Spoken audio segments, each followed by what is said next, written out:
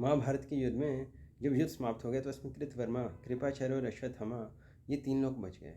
और दुर्योधन की जब जंघा टूट गई, उसकी कमर टूट गई, तो वह ज़मीन पर लेटा हुआ था। तो अश्वत्थामा दुर्योधन के पास गया, उससे पूछता है कि मैं तुम्हें कैसे प्रसन्न कर सकता हूँ।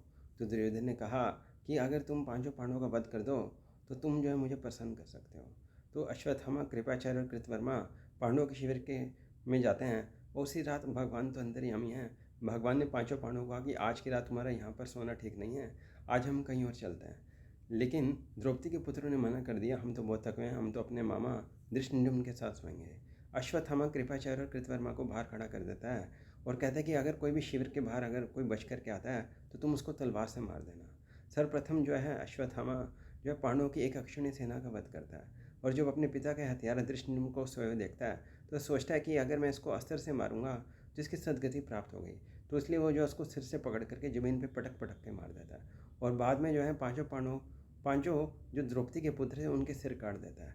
और जो वह पांचों सिर जो है दुर्योधन के पास लेकर के आता है तो दुर्योधन बहुत ज़्यादा हर्षित होता है। और एक पल सोचता है कि आखिर कृष्ण के रहते ये पांचों पांडवों का वध कैसे हो सकता है। तो जैसे ही वो उनके सिरों को दबाता है तो सिर पिचक जाते हैं। वो ऐसा सोचता है कि पांडवों का शरीर तो जो है वज्र के समान था, तो किसी बालकों के सिर लगते हैं।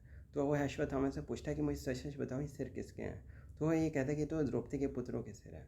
तो वह बहुत ही ज़्यादा शोक में डूब जाता है।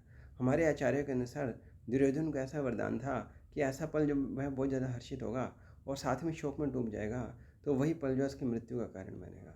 तो उसके बाद जो है दुर्योधन ने अपने प्राण त्याग दिए।